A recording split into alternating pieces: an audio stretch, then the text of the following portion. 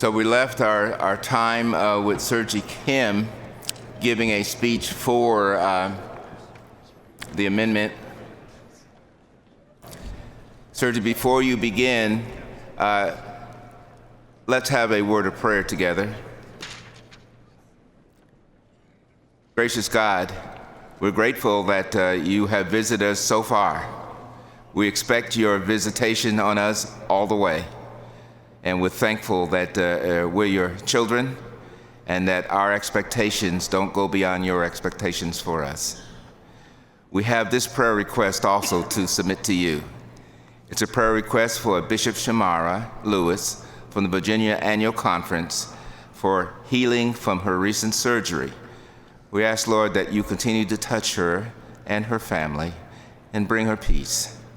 Thank you, Lord, that as one may be absent from us, we remember her and miss her from being here, but we know she's in your presence. And so we have confidence that she will receive the healing from the crown of her head to the soles of her feet. And we'll give you the glory for it. In Christ Jesus' name we pray. Amen. All right. Sergi, I think we're okay with the translation. If the devices are not working for the translation, then I will ask someone who speaks the language to come and stand next to you, and that person will be the translator. But let's try the machines first, and then we'll see what that produces.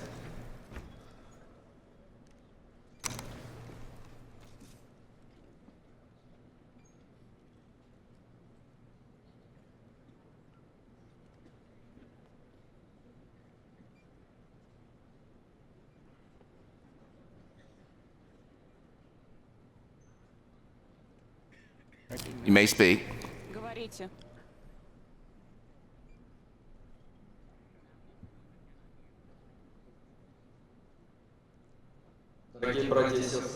Dear brothers and sisters,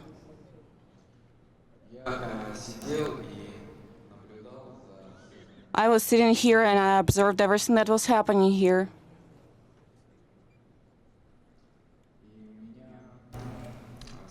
And I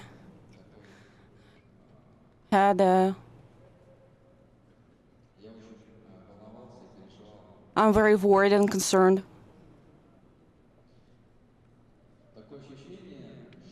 I have a feeling that rules that we have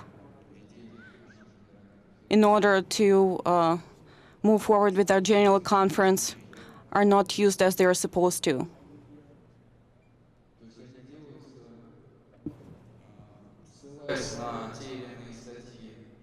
By using different paragraphs of the rules,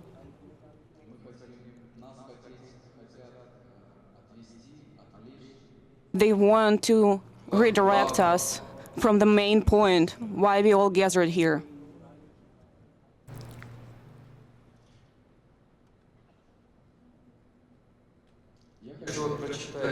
I want to read 1 Corinthians chapter 3.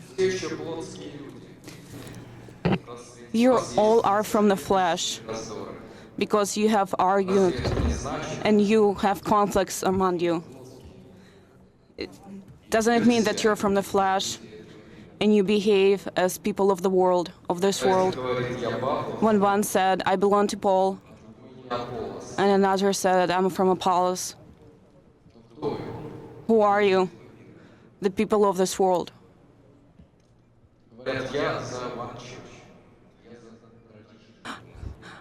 I'm for traditional plan. I want to vote for this amendment for different reasons. They postponed the amendments to the traditional plan. Traditional plan is based on the biblical truth. And I think this is the first priority. Nobody belongs to Paul, to Apostle. There's only God. Jesus said, Sabbath was not created for a man, but man was created for Sabbath. It said in the Bible, do not add anything to my words. Do not take away from my words. All right, Sergey, you'll need to wrap it up. Do as your God commands. I'm for it. Thank you. We'll have a speech against in a minute, but I'm going to ask our parliamentarian if he will come forward to explain. I had ruled that the amendments that were being made to this had to stop at a certain point, and he's going to further explain what that means. Thank you, Mr. Chairman. The basic rule about amendments is that they must be to contiguous words, words that touch each other. So if you have a word up here you want to change, and a word in the middle of the paragraph, and a word at the end, my advice would be to move to strike out the entire paragraph and insert a rewritten one. Then you're dealing with contiguous words. But amendments just to deal with a few words up here and a few words down here in the same amendment are not in order. I hope that's clear. You can read more about this if you have your Roberts there on page 146 of Robert's Rules of Order newly revised. I just want to point that out to you because that will save you a lot of time in making improper amendments and getting corrected by the chair. So all of the words you propose to insert or strike out must be in one spot, not in multiple spots. I hope that's helpful to the Assembly and as we continue moving forward. All right. We move to a speech against the amendment. We move to Tom Berlin, microphone 4.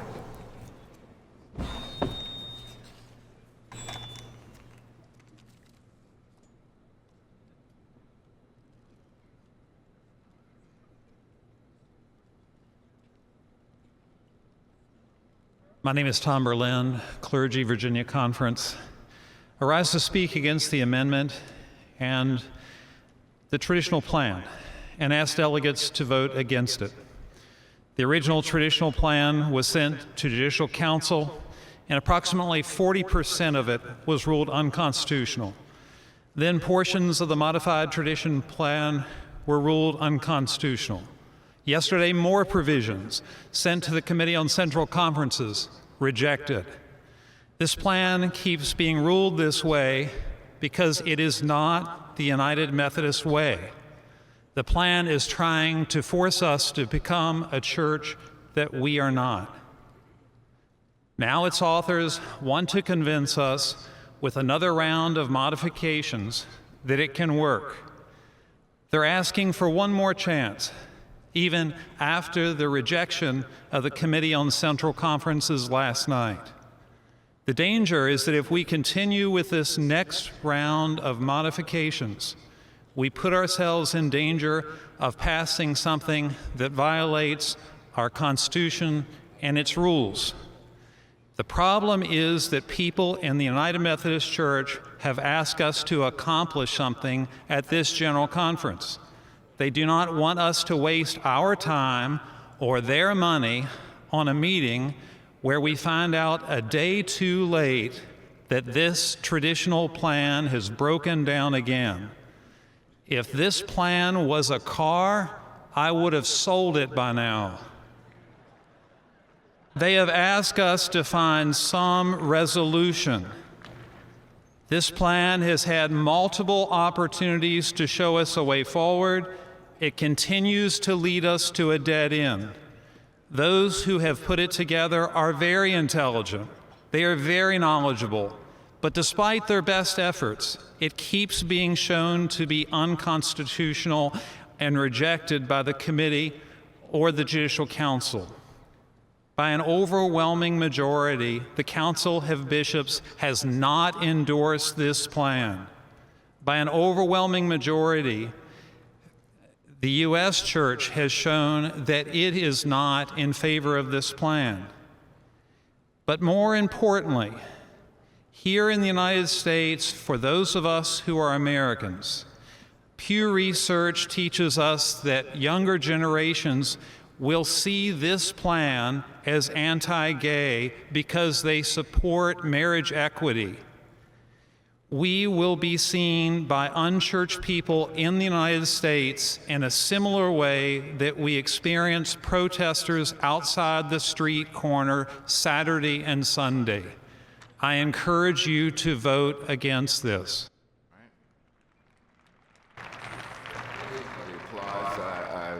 So we don't have one side applauding, one other side not. Let's just keep the decorum. I move to Tom Lank for a motion to close. Microphone 2.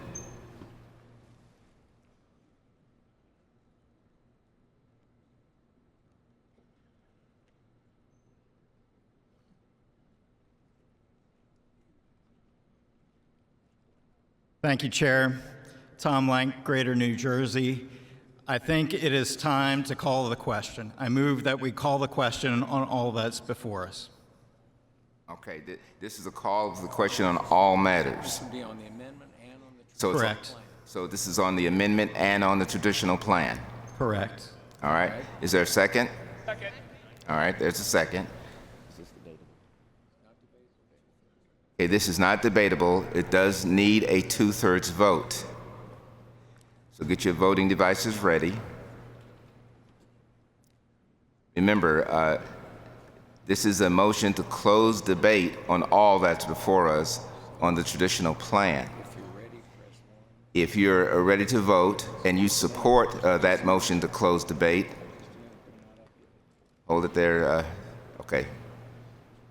They're putting it on the screen now.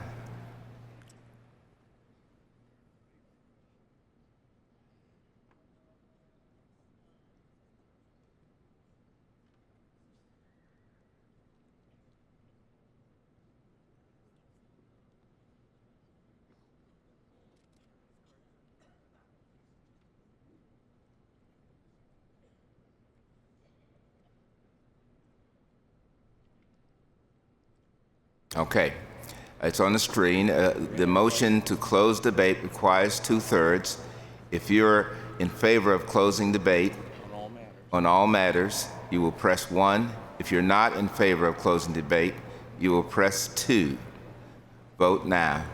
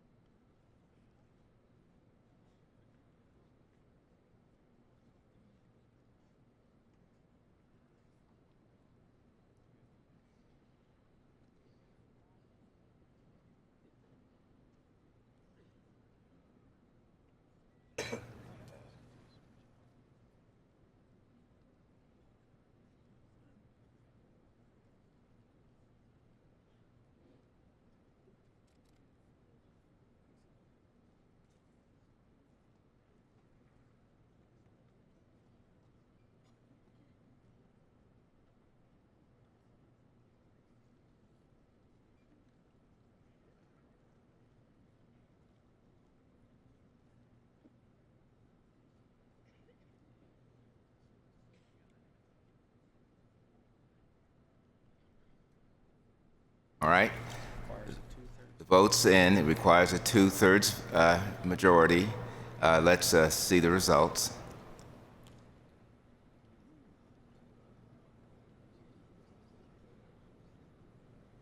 Right. 71%. All right, so it's received a required 2/3, and we move then to a vote on all that's before us on the.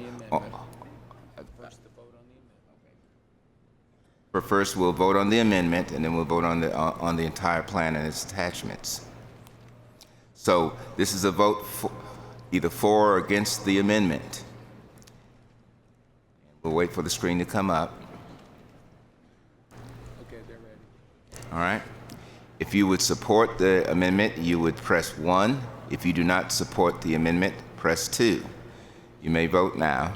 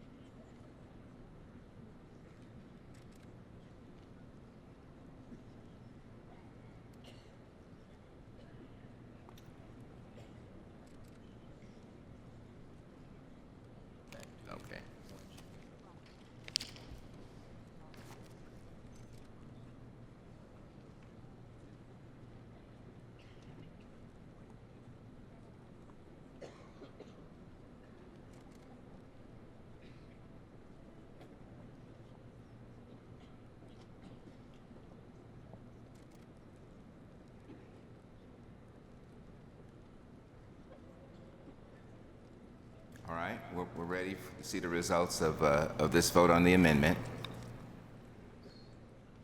And the amendment passes 451 to 375. We now have the entire traditional plan before us and all its attached amendments for voting. And as they get the screen ready, you'll be voting yes, you support the traditional plan and all its amendments, including the ones that have been amended. Or if you do not support it, you will press 2. Press yes if you support, no if you do not support. Please vote now.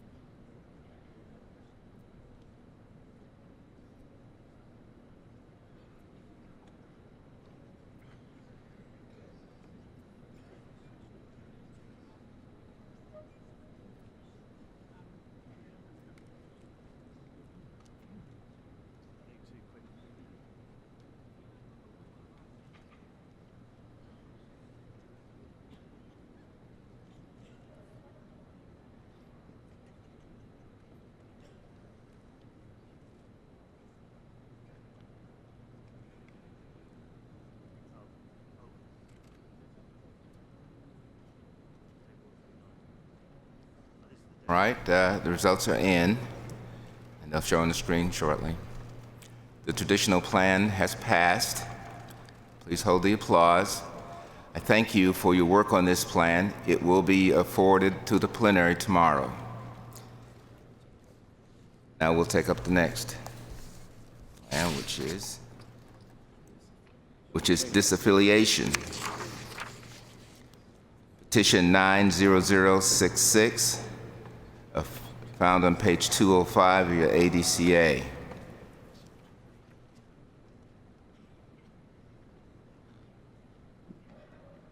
This is now before us.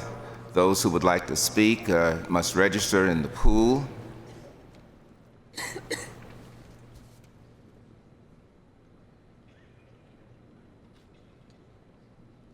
At first.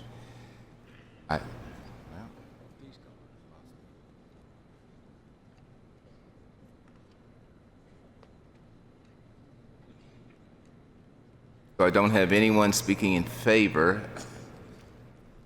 in the pool as of yet. So we'll turn to Jorge Lockwood, microphone 3, to speak against.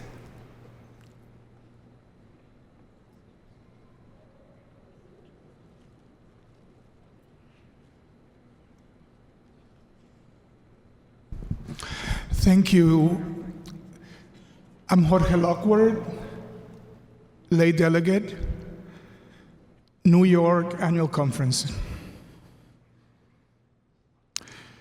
Friends, our connection is a precious gift passed on to us by those who came before us. Our mothers, our fathers in the faith. It is a gift to me from my great-grandmother Beatrice and from my grandfather Georgie, whose namesake I am. It is a gift given to me by my mentors, Reverend Pedro Piron, Luisa Martinez, Doug Cunningham. I could go on. And I invite you all, as you contemplate voting on this disaffiliation, to bring into the space all of the saints that have given you the gift of this connection. They had to go through so much struggle to bring us to where we are. And yet here we are, and with the flicker of a thumb on an electronic device, we may destroy what they so painstakingly created and gifted to us. It's time to pause and really think about what we are doing here. Are your convictions of your rightness, of your biblical interpretations, so big that they will obscure the grace of God and the understanding that your brother and sister may have truth to offer to you? It's time to pause. And I encourage us to defeat this proposal. Thank you. Thank you. We have several who are asking for amendments, and so I turn to Beth Ann Cook, microphone 1.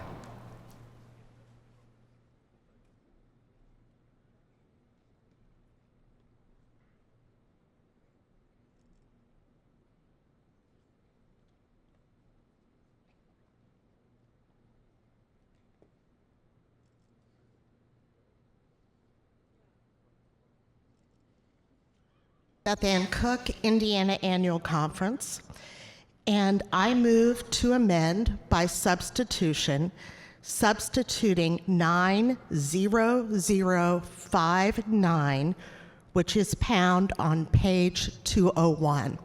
And if there is a second, I'll speak to it. Second? All right.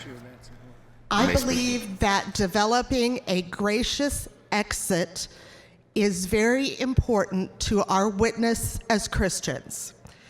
I began praying after the last night of General Conference in Tampa for us to love one another as Jesus calls us to love, and to treat one another as we would want to be treated.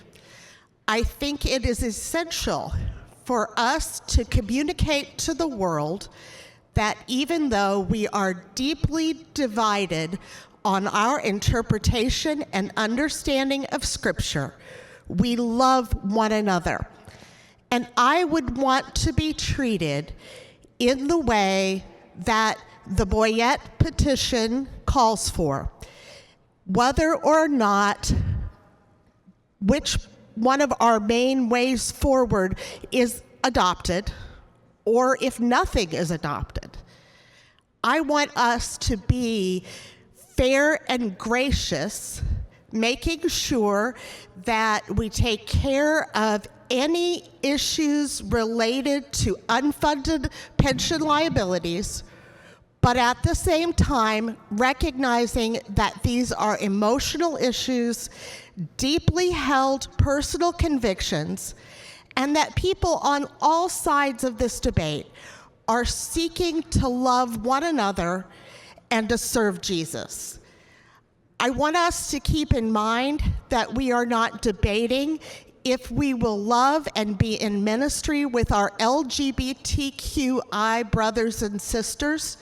We all agree that we should do that. The question is how. And if I were on the other side of this debate and I ended up being told I could not minister in the way that I feel I am called to, I would want to have the freedom to be able to go and to form a like-minded Methodist group. And the same is true if the one church plan prevails, which I have said would violate my conscience.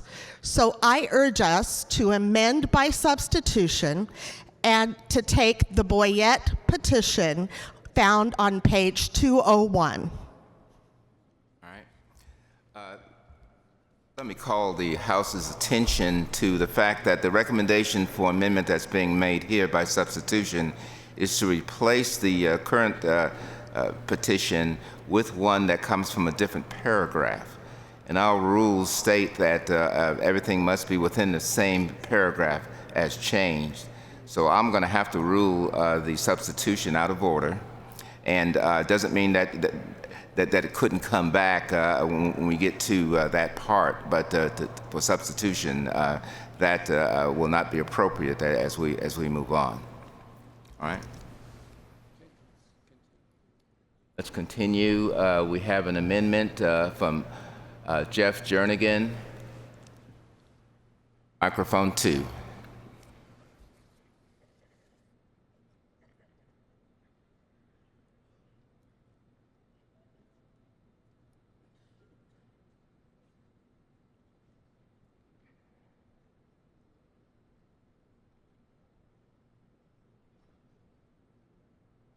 Jeff Jernigan, North Georgia. That was to amend the petition you just said was out of order. Okay, thank you. All right, let's go ahead and clear the queue, and we're going to start over again. If you want to, the pool rather, if you want to speak to, of course, the petition is where we're back on now. By any means, just register. It's not been cleared yet. Register into the pool, and it's they're still clearing it. So.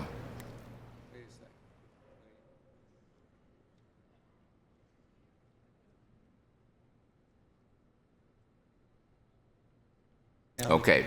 Now, if you were registered, re-register, and if you choose to register now, please do so now to speak in some manner. Remember, we're still on the petition.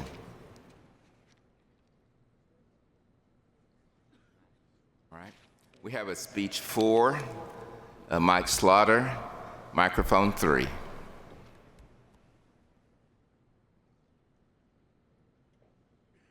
Mike Slaughter, Clergy, West Ohio. The reason I support this Taylor resolution, I am for the one church plan, but at the same time, if everyone cannot be included, then I can't stay in a church where everyone is not welcomed. And if the one church plan passes, I know some of my conservative brothers and sisters, by good conscience, can't stay. So I would support this as a gracious exit that is just. Thank you. Speech against. We move to Cedric Bridgeforth, microphone 1.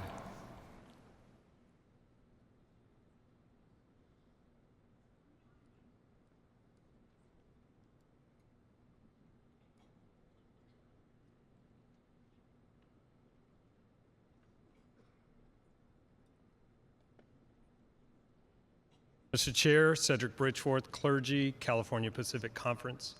I rise to speak against this action because I understood that we were coming here for this general conference to work on matters that would unify us, matters that would indeed bring us together, not matters that would have us necessarily agree on every point and every detail that was brought before the body. I stand here concerned about the impact that passing this petition would have on our overall ability to continue to function as the United Methodist Church. Concerned about that because I am an African-American male, clergy person serving within this church, within the bounds of the United States. I'm aware that on our day of prayer, that in our time of sharing from the U.S. perspective, that the majority of what was lifted up from the stage where you now sit focused on Black and brown people in the United States, many of them in cages. Those African American males in prisons were lifted up as opportunities and as challenges for us as a church. For those brown brothers and sisters in cages were lifted up as opportunities and challenges within the United States and within the United Methodist Church. I heard that and I took it seriously as I sat in my seat and prayed alongside every other faithful United Methodist in this arena and at home viewing on live stream. I trusted and believed that as we prayed those prayers, that we were naming that as a church, this is where we would want to serve and place some emphasis, because in the midst of those challenges, we could also see that there could be hope if we bound ourselves together and worked on those matters.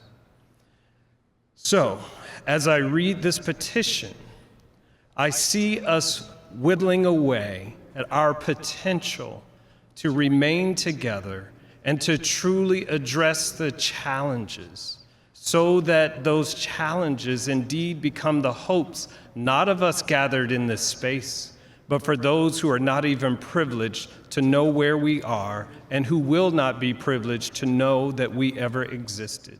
So I speak against this so that all of our resources are held together as a body for the future generations to know Jesus Christ and his love. Thank you. Thank you. We move now towards amendment. Judy Keniston, microphone 3.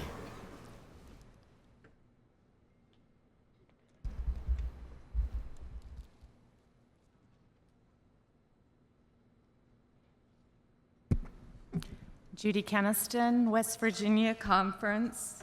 I move to amend by deletion the C grants on page 206. The entire paragraph, which reads, all grants received by the local church from the annual conference or its ancillary organizations within 5 years from the date of disaffiliation shall be repaid. So you're moving to strike that paragraph. Is there a second? Okay, we have a second. You may speak to it. I would first state that I am opposed to the dissolution plans, but I fear that if this plan does pass, that this part of the plan will cause great harm. In 2016, the West Virginia Annual Conference area was devastated by flooding, and our churches received numerous UMCOR grants. These churches may choose to leave under this plan, and they are in no position to repay such grants. The pool is open now, so if you would like to speak to the amendment, you could register in the pool at this time.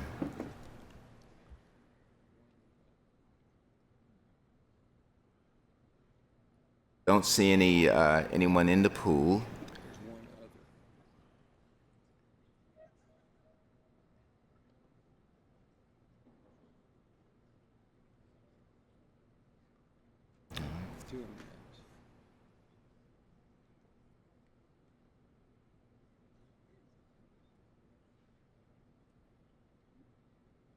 Let me move to Bill Stykes.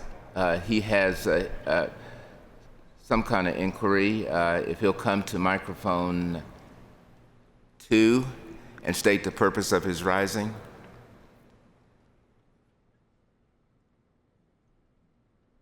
think he's going to microphone 4.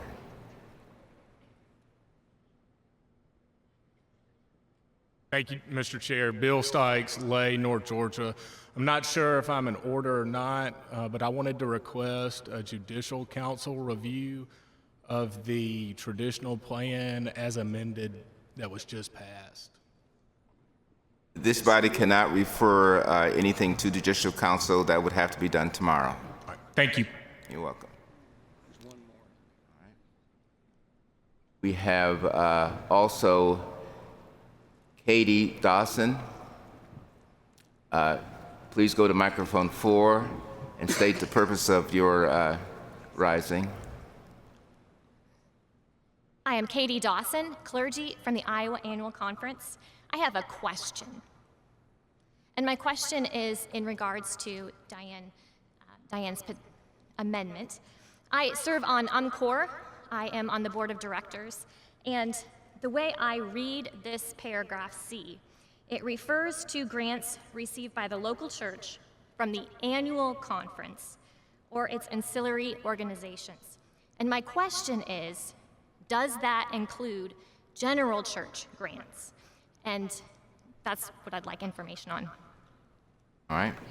If we could have the maker of the motion return to the microphone and respond to that question.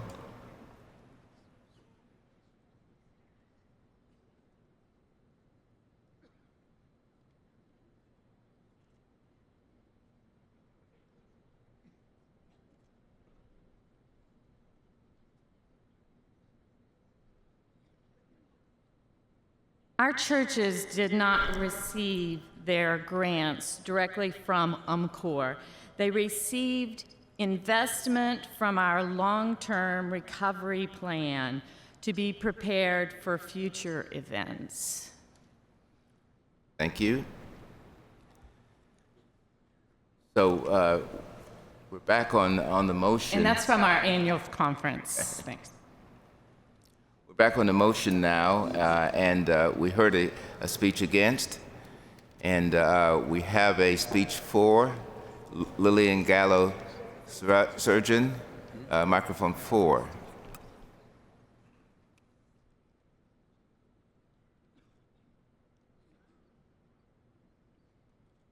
Lillian Gallo Segrin, Iowa Annual Conference. I speak in support to the amendment. When we give or do ministry with the poor and the afflicted, we do not go back if they don't agree with us. It's just like I fed you, now I'm asking you to spit out the food that we give you. I support for the amendment.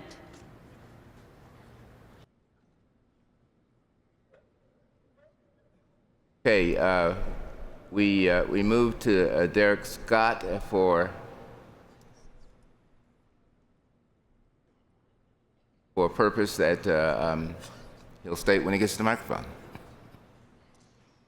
Derek Microphone Scott, 1. lay delegate, Florida Conference. I have a question. Am I in order? Yes.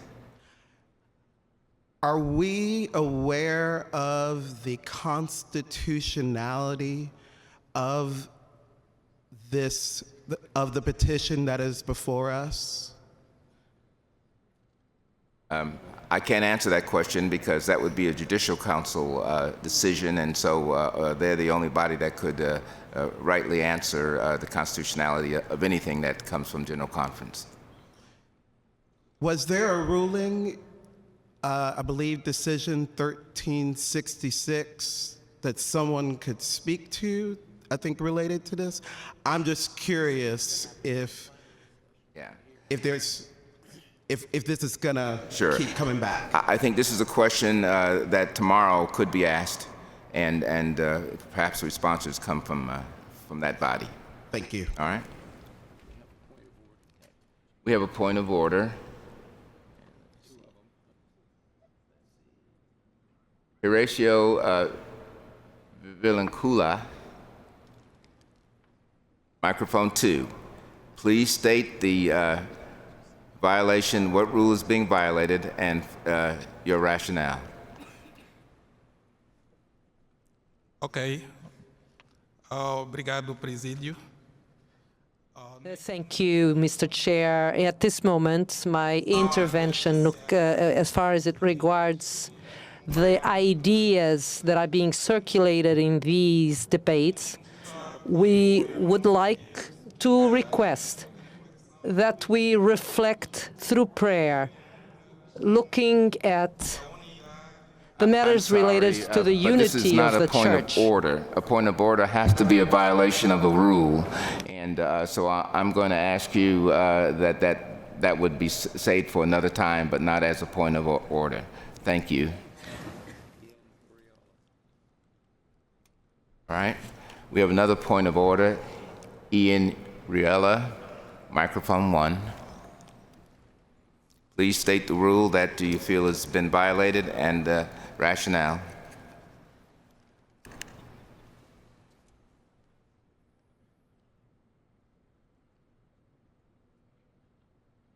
Thank you, Mr. Chair. Ian Uriola, Upper New York Annual Conference. I'm a layperson. And my point of order is in relation to, I believe it is paragraph 2620.2.c, which I believe allows you as the chair to refer something to the Judicial Council for a declaratory decision. Is that correct, Mr. Chair? What page is this on that you're referring to? It's in our Book of Discipline. Oh, okay. What page of the Book of Discipline do you have? Paragraph 2620.2.c, I believe. Okay, hold on a minute.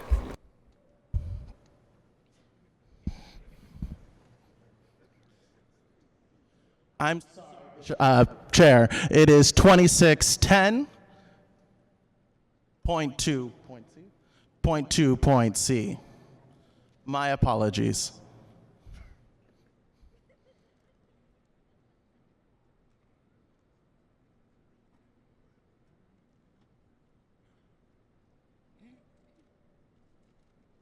Just have to remind us, we're in committee, and so things that might be available for chairs of plenaries are not available for chairs of committees, and the referral to Judicial Council is one of those.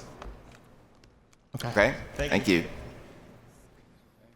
All right, we move back to the main motion, and we're looking for speeches.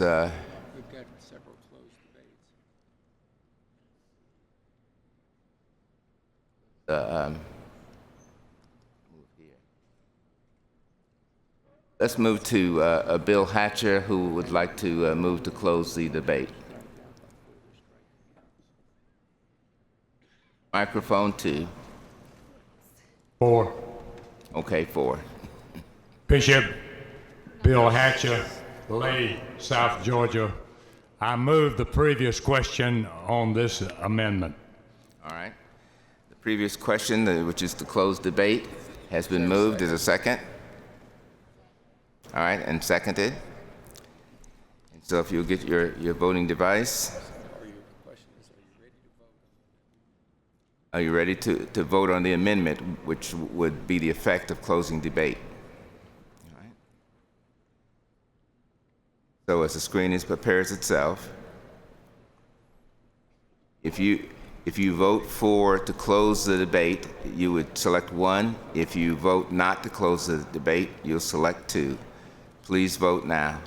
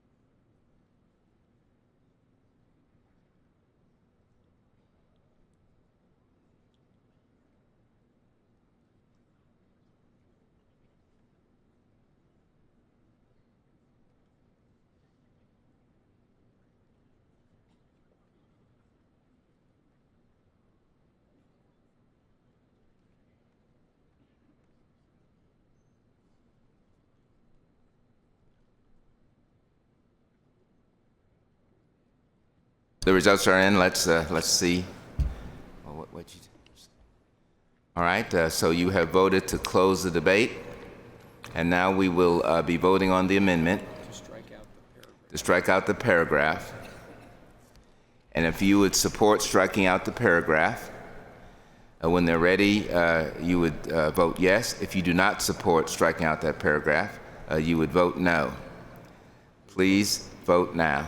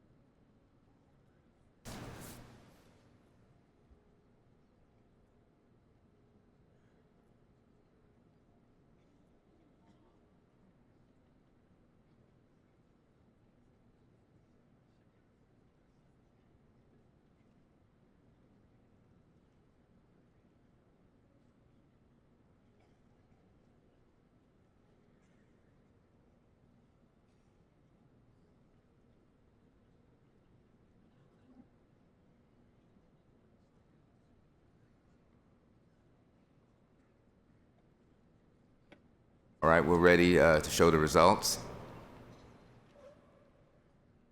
And you have passed the amendment. Now, so that reference is stricken. And now that the rest of it returns to the main petition, and that's still before us. So continue to register in the pool if you want to have the opportunity to speak. Nobody's registered in there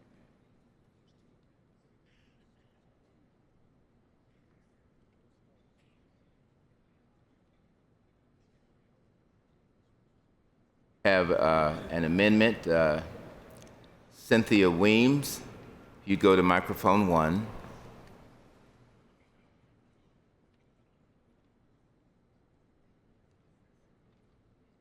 Cynthia Weems, clergy, Florida. I also would like to state that I'm not in favor of petitions to exit. However, knowing that this one is solid in many ways, and knowing this may be needed, I'd like to amend point 3, where it says initial inquiry to disaffiliate from the United Methodist Church. So move down a few lines after the sentence, a request to the district superintendent to begin this process, period. I amend it to read, part of the process will be to request the terms and conditions of the disaffiliation. At that point, we'll jump all the way to the bottom of the page, where in number 5, it gives all of the terms and conditions, where it starts with established by the resident bishop of the applicable annual conference, et cetera, et cetera. Cynthia, let me interrupt you. If I have a second, I'll speak to it. Let me interrupt you in terms of what we had said earlier about trying to do 2 sections in this, and you remember the parliamentarian saying that in order to be able to do that, you'd have to really replace the whole section. And so... Can I suggest replacing point 5 and moving it above 3 then? Well, what page is that on? Sorry, 205. All right.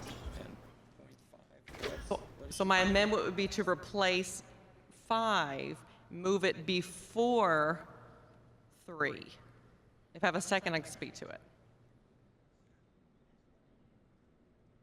Right, so you move 5 up so it becomes 3 and move everything else down. Yes. All right, is there a second?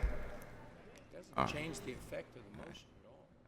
Thank you. Having been in lengthy conversations about terms and conditions, and being a superintendent, knowing I may be in a position to walk with churches in this, some of the terms and conditions, like for example, pension liability, may be exorbitant for some churches, $1 million.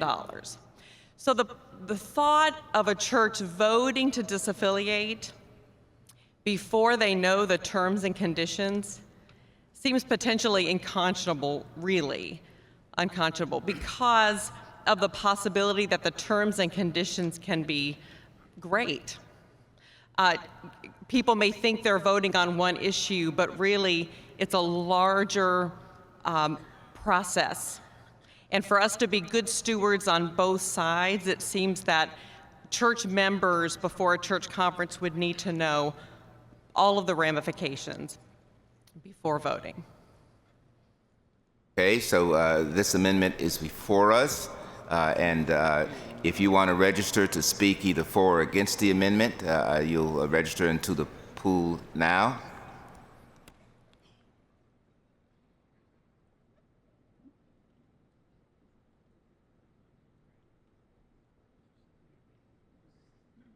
Don't see anyone. There we go.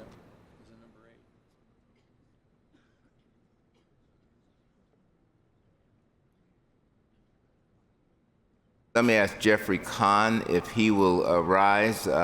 He has some kind of inquiry. Please state the purpose of your rising to microphone 4. Mr. Chair, Jeffrey Kwan from California, Nevada Conference. I rise to appeal the previous ruling of the chair in relation to declaratory decisions.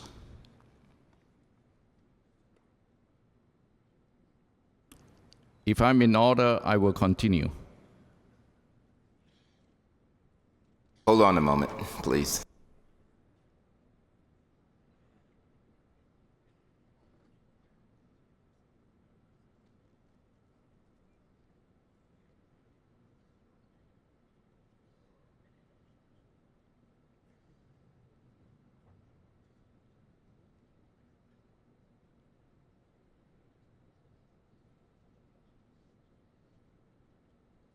I'm going to respond. There are really not two opinions on this. Also, you didn't register to make an appeal. You just had an inquiry.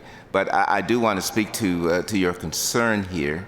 And we're clear, at least in our conversations, that there cannot be an appeal from this legislative committee. Now, tomorrow is a different story. And so I think we're going to leave the matter where it is. Thank you. Thank you. All right, for those who would like to speak to the amendment, the pool is still open.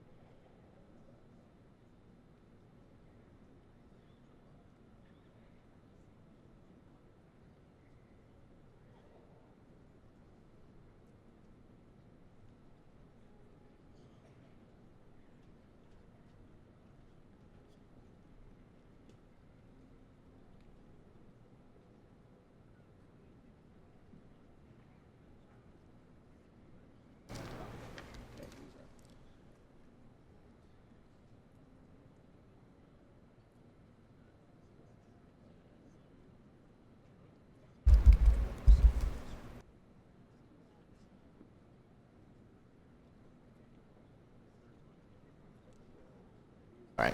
There's no one in the pool speaking who hasn't previously spoken on the subject, either for or against. So I think we're ready to move to action on this amendment. And so this is to move paragraph 5 up. And if you'll get your voting devices ready. And if you would support this amendment, you would vote yes. If you do not support this amendment, you would vote no.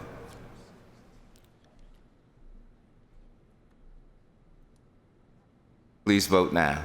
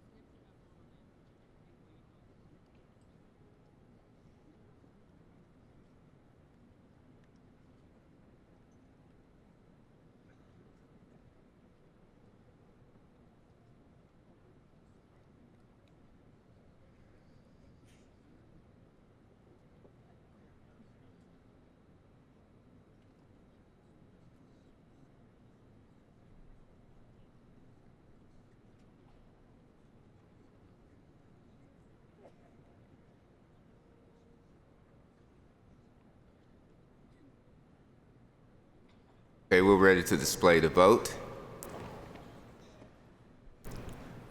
And you have passed the amendment. Now, before we proceed on, I wanted to let you know that we're actually doing some research now on the question of referral. Despite the things that we've already said, we want to make sure we're as clear as possible about that. So our parliamentarians, some of the bishops are also looking into is this a body that can make referral this legislative committee? So hold steady and we'll get back to you on that. Now we have the main motion before us as amended. The pool is open for further debate or for other ways to reach the floor.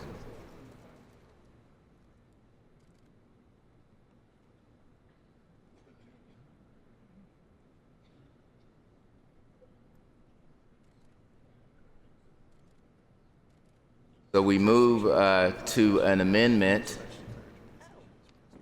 by Phil Schroeder, microphone 2.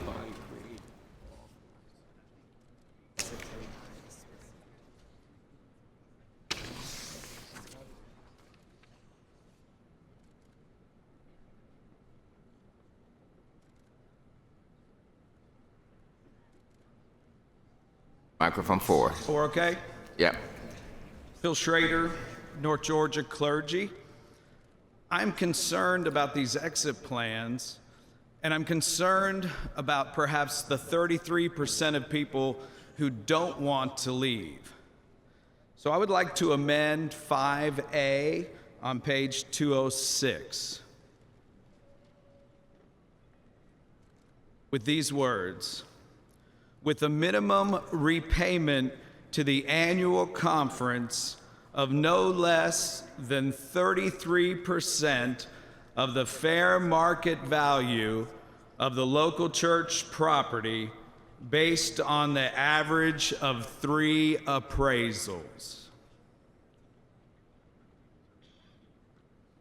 All right, is there a second? I'm not hearing any second. Okay. Okay, thank you. You may speak to it. I just think it's only fair if people who have been loyal to our churches want to stay as part of the denomination and the majority of their local church chooses to leave, a percentage of the value of that church should stay with the denomination so we can start a new church in that area with those resources and the people that want to be a part of it. Thank you. All right. This is an amendment, and so the pool is open for those who would like to speak for or against the amendment or have some other thing to bring our attention to. Let's see. So we move to Owen Ross, who speaks for the amendment, microphone 4. And please bring up the amendment as written to our secretary. And keep the pink sheet I get the yellow and the white copies. You keep the pink sheet. Don't bring me your pink sheet. All right. Mr. Ross. Owen Ross, clergy for the North Texas Conference of the United Methodist Church, and like Phil, I am the church developer working in my conference. Churches are born, churches have lifespans, churches have life cycles, and as Phil says, as a church may vote to leave, another church may also be born in that area. And so this amendment is actually setting forth a way to reach more people with the gospel of Jesus Christ through multiplication. So I believe that if we can, as a church, be mindful, gracious, considerate, and compassionate for those sisters and brothers of ours that desire to stay within the denomination, then those that are leaving can bless them and empower them to reach more people for the gospel and do the just thing as those 33% had supported their church, that 33% who have given to their church, as well as the saints that came before that built and invested in that church. 33% is a number that is fair, that's being set, and that can be invested in the birthing of something new that can reach more people for the gospel of Jesus Christ. Thank you. We move to a speech against. Beverly Maddox, microphone 2.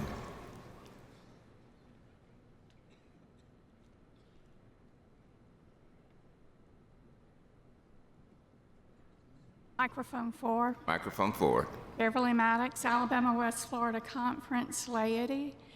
I would like to speak against this because personally, I am in a very small rural church. There would not be an opportunity for another church to be planted in that area. We are the only church in a 10-mile area in a very limited population. And I am only one church in a whole area conference that contains many rural churches, and it would put an undue hardship on those churches who are strongly traditional. So I would urge to vote against that. Thank you. All right. Now we turn to a speech for Hortensia Langa Basilia. Microphone 2. I need your translation device.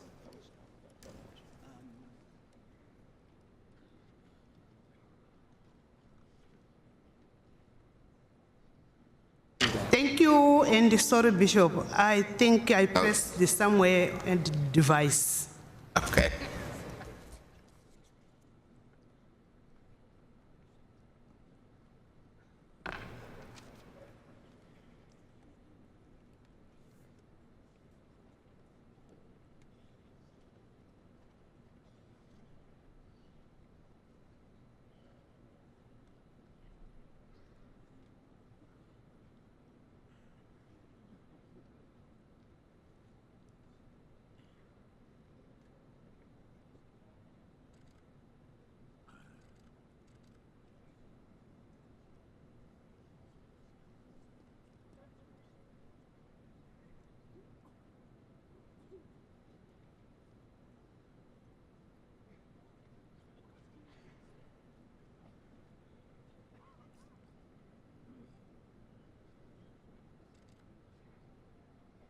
All right. Let's see.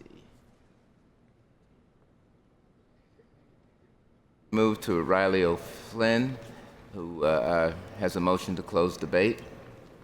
Microphone 1.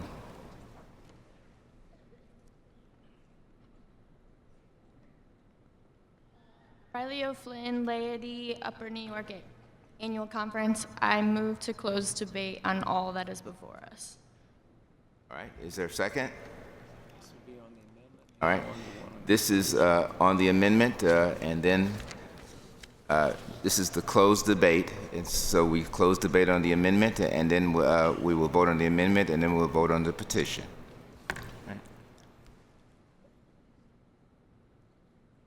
So as they prepare us, remember, if you're for closing debate, you press 1. If you do not favor closing debate, you press 2. Please vote now.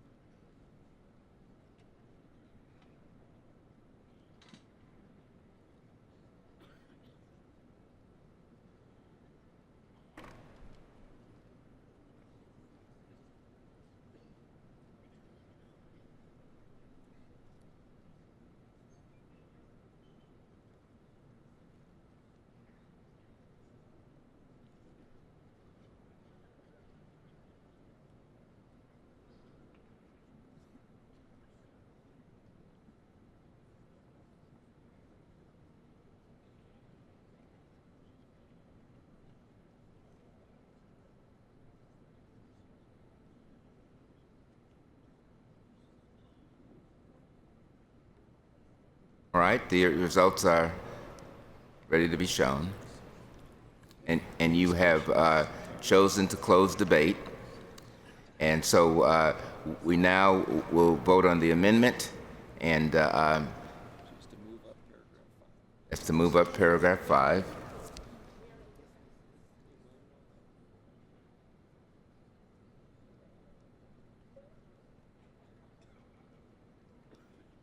Right, this is right.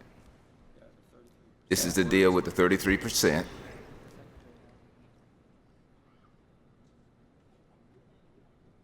Sorry, you'll have to get into the pool. Okay, well, the pool's, that's because the previous questions have been ordered. And so there's no possibility to address, I'm sorry.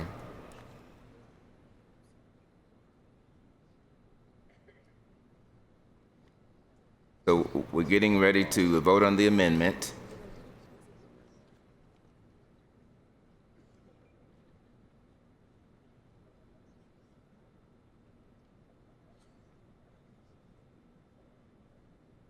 This is paragraph 5.8, page 206.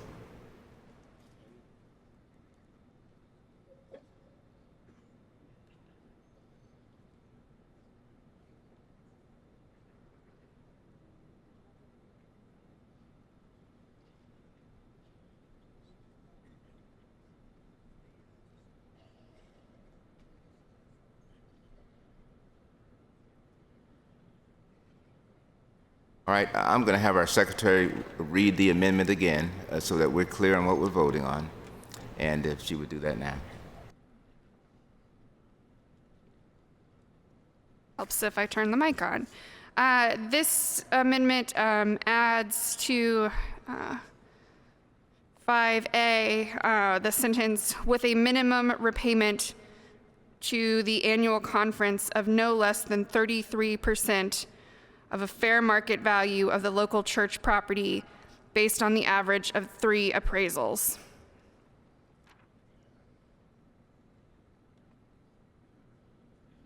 So we're ready to vote. See the screen up. So once the screen says yes or no, of course you'll vote 1 if you support this amendment and vote 2 if you do not support the amendment. Please vote now.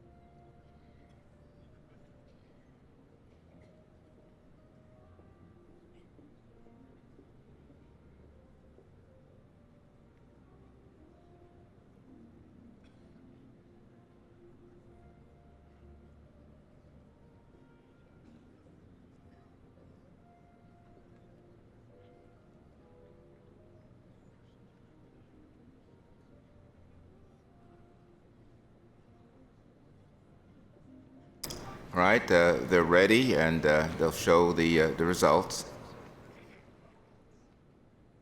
You have rejected the petition, the amendment, and so we go back to the petition as written, and we're ready to vote on that.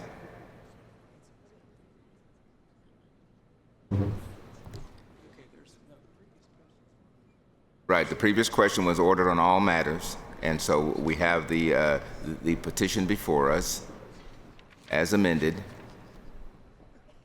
When you're ready, it will show 1 for yes and 2 for no. If you support this petition as amended, you would say yes. If you do not support it, you would say no. Please vote now.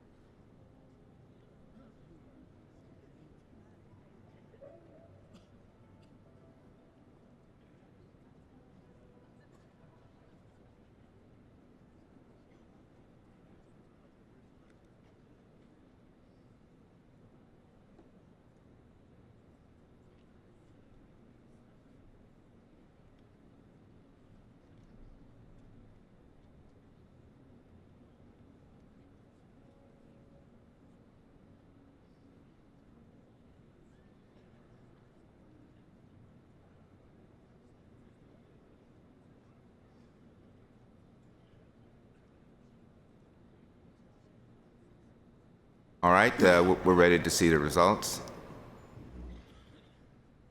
And you have passed the disaffiliation as amended. All right.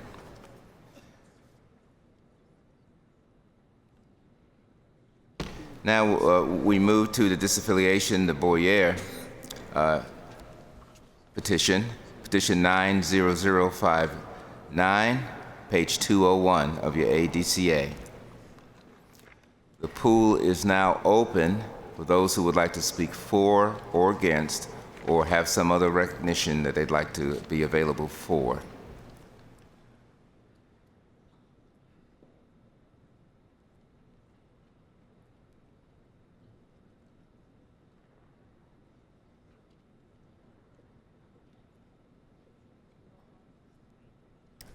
We've had some questions directed up to the stage regarding minority reports. If you are interested in filing a minority report on anything that we do, come see me for the pink form. This must be received back to us with all of the appropriate signatures within 2 hours of the action taken by the body. So if you are interested in getting the form, come see me as soon as possible. And you'll need to fill out the form for a minority report as soon as possible and bring it back to me within 2 hours. Thank you.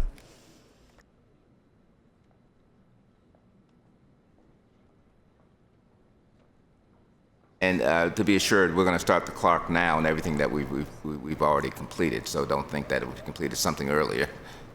The time has run out. It's not. 2 points of order. All right.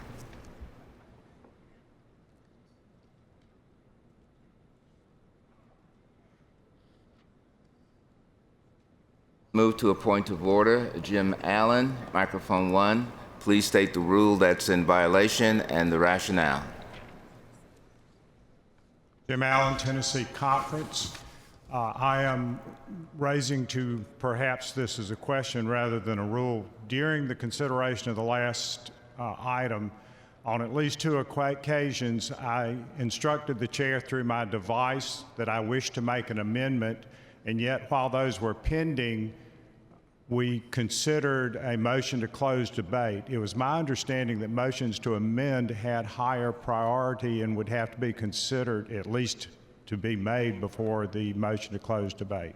Yeah, it's my understanding that they actually are lower priority, those questions of amendment, than closing the debate.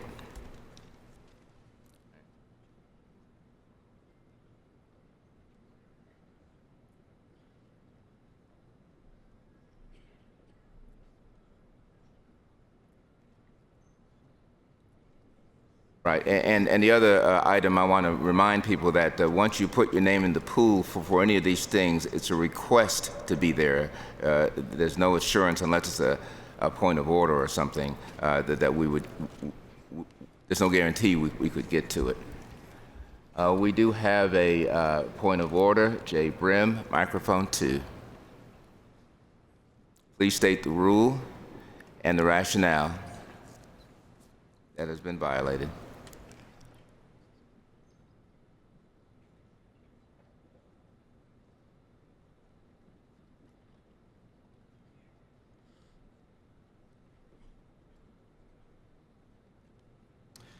Thank you, Mr. Chairman. Jay Brim, lay delegate from Rio, Texas. I raise Rule 33, Sub 2, which I believe mandates that this petition be laid aside as rejected because we've adopted the Taylor petition. Okay, so you're referring to the petitions as before us now? Yes, sir. All right. Jay, could you stay at the microphone for a bit there and just repeat what you just had said so we're clear?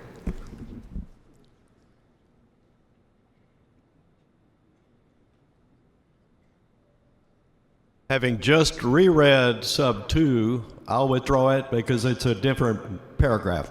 Okay, thank you. Go back to the Boyer, and we have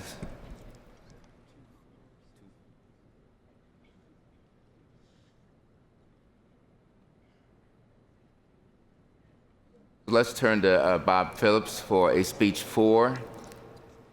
Microphone 1.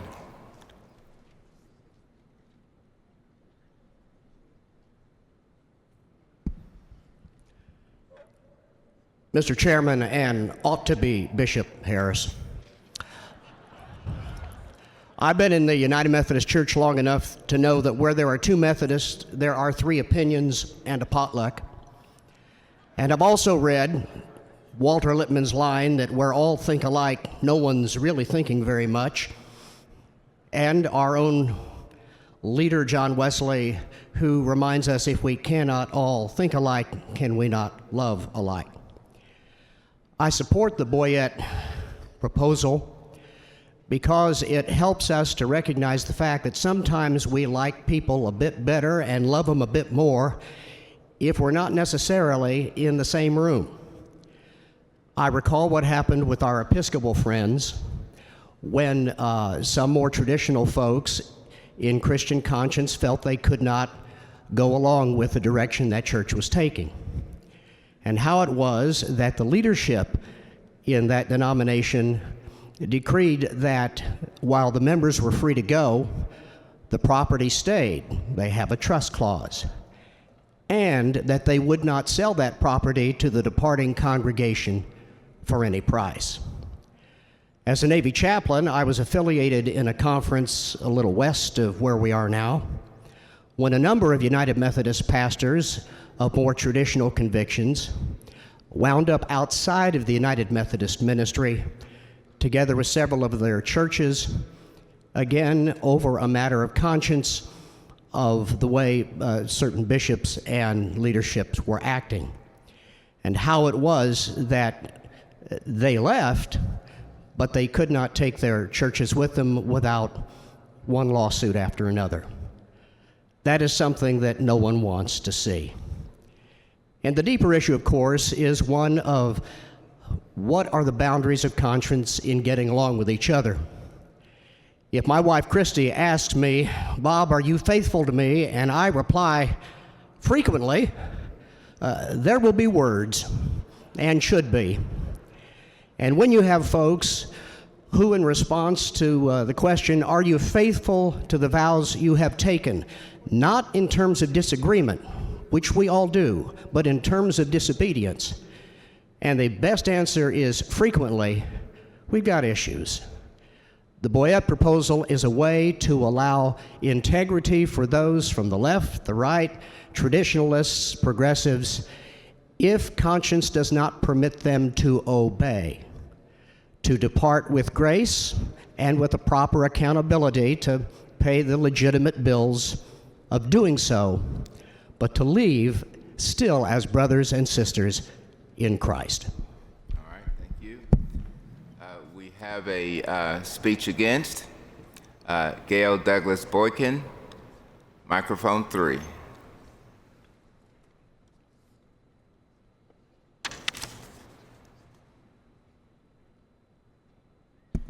Good morning, Mr. Chair. I rise to speak against this petition for disaffiliation because my thought that our purpose here was for one of unity, not for one to split, not for one to leave, not for one of a gracious exit, but one to bring us together as a church. This is a plan to separate, to allow people to leave, and which would ultimately hurt the church overall.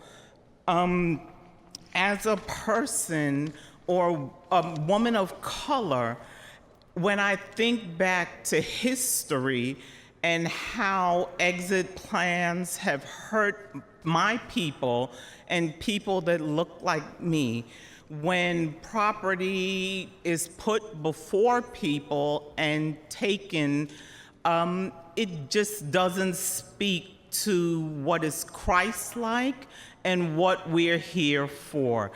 Leaving and disaffiliation is not of God, it's not of love, and if love is the greatest gift of all, then I would ask those to vote against this petition. Thank you. All right, thank you. We turn then to a speech 4, and let's see.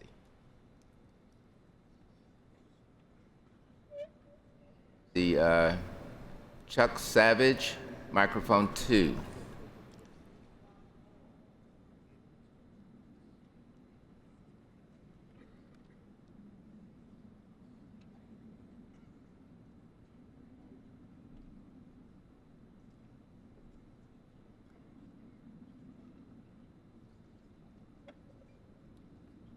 Chuck Savage, clergy, North Georgia Annual Conference. and I wish to speak for the Boyette Amendment. I have a friend that is a marriage counselor, and what he says is that when we have a family situation, and we are family, that the best that we can have is a good marriage. He also says that the third best thing that we can have is a bad marriage. And the worst thing that we can have is a bad divorce. The second best thing that we can have is a good divorce. And along those lines, as I look at the history of the Methodist Church, there are many occasions where we have had good divorces and vital congregations have been created. And for us to create an environment that makes inhibitions for people to go and do the work of making disciples is just egregious. So I would ask this body to vote completely for the Boyette proposal. Okay, we'll hear a speech against.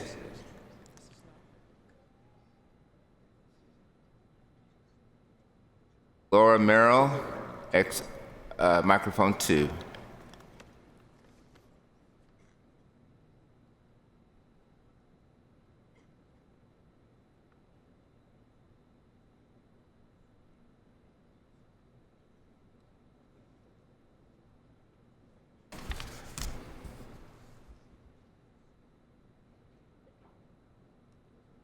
Microphone 4, Mr. Chair. Laura Merrill, clergy delegate, Rio, Texas. I speak against, I'm going to have to do this, I'm sorry. I speak against this petition. My objection lies at the bottom of page 201 in the section where it says that unfunded pension liability of churches leaving the denomination shall be deducted from the general churches and annual conferences reserves. If we are to speak of a good divorce, I think we have already done that in the disaffiliation petition that we worked on prior to this one. This disaffiliation instead, to me, feels like setting the house on fire as you walk out the door. I don't believe that if we come to a day when we have to part as brothers and sisters in the same church, that those who leave should wreck the connection that they are leaving as they go. I would urge you to vote against this petition. All right, we've heard 2 for and 2 against. Let me move to Greg Scott. He has a motion to close. Microphone 4.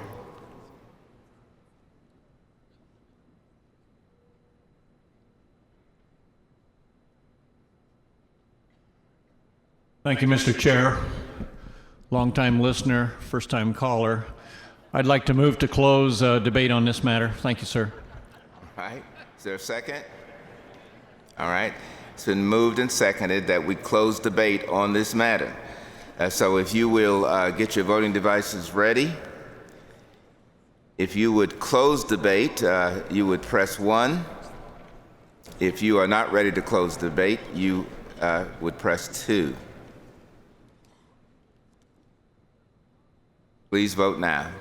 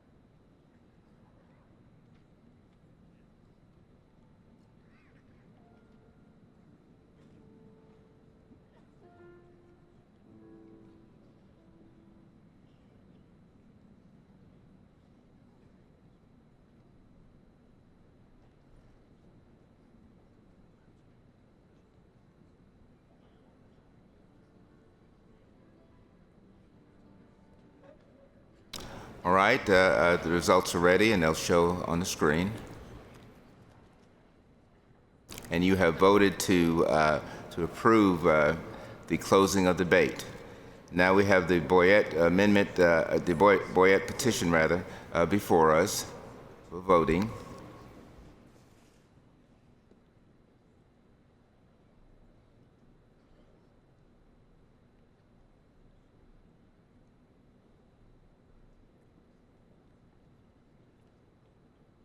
And if you would support this Boyette petition, you will vote yes. If you do not support the petition, you will vote no. Please vote now.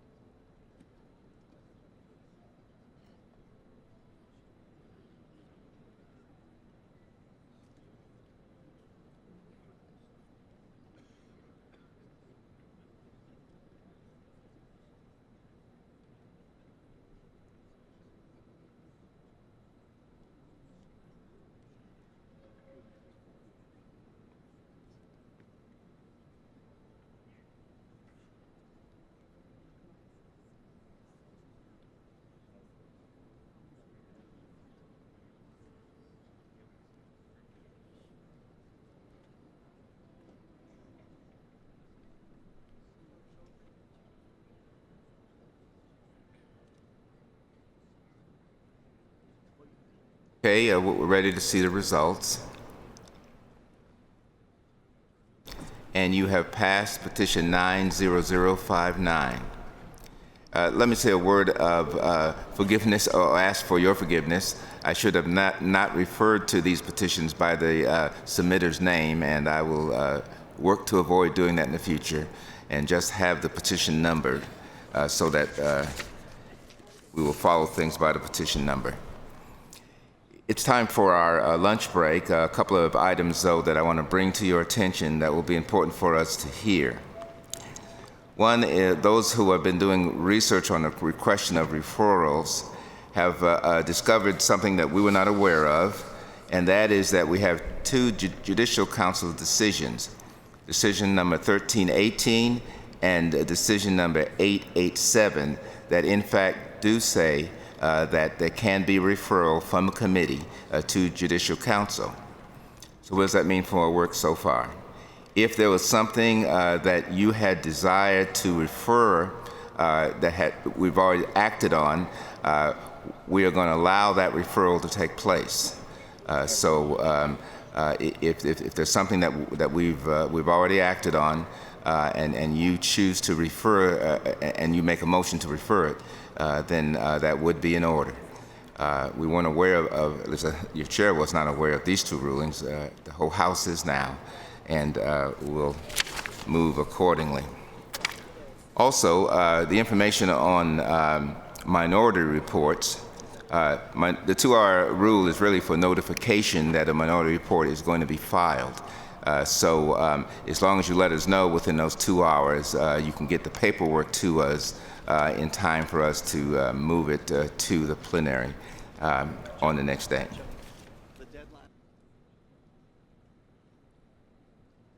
Okay, the print deadline for DCA is 3:30. So just keep that in mind for those of you who want to do minority reports.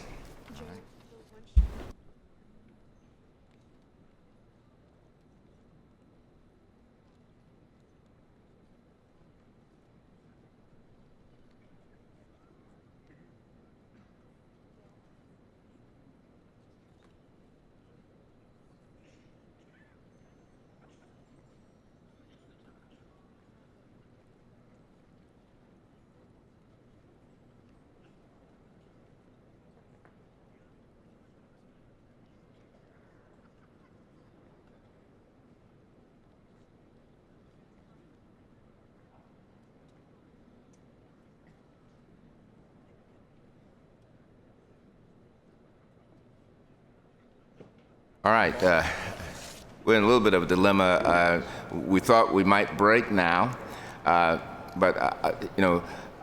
I'm reluctant to start a plan and then have to break and then come back to it. But I'm also told that if we break now, not all the lunch facilities are ready.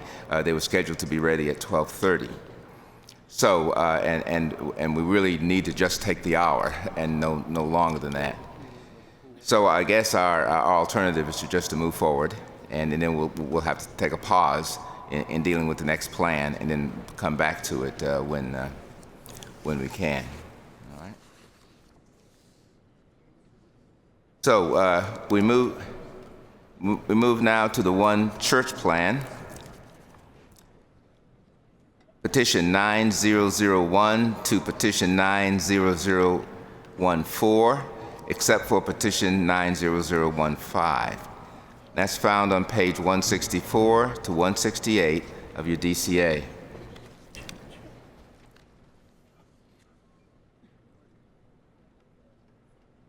The pool is open for other considerations, so let's see what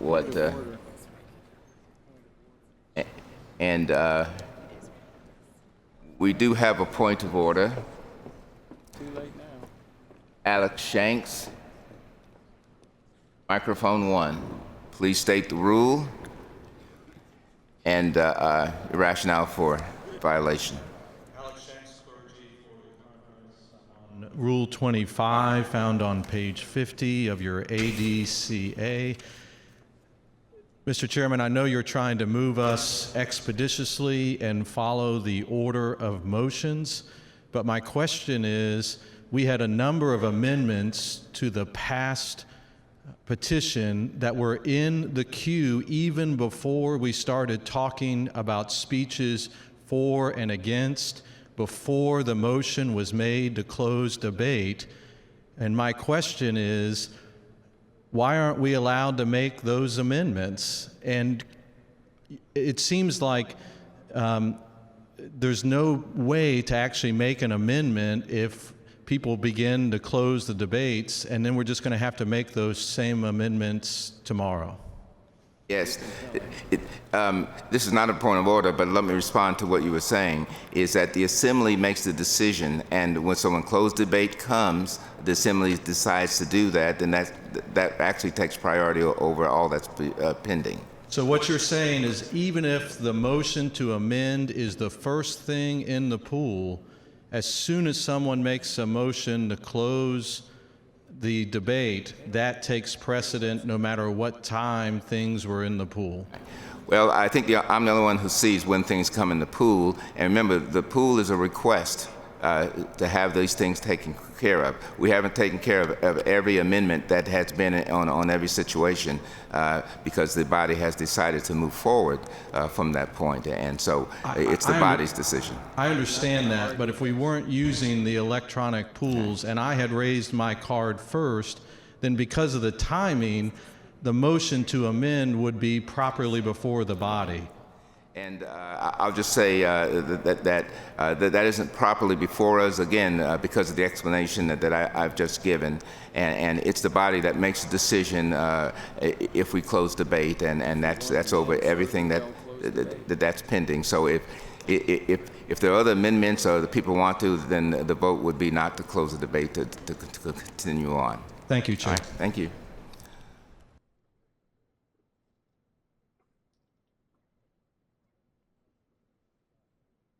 Okay, let's do this. Let's try this. Lunch, I'm just informed, is ready now. And rather than us beginning with all the debate on this, let's prepare to break for lunch and then come back, and then we'll be able to have the whole matter before us. And that means 1 hour at 1 o'clock. Return to your seats. And we'll begin the debate on the One Church plan. You're dismissed for lunch.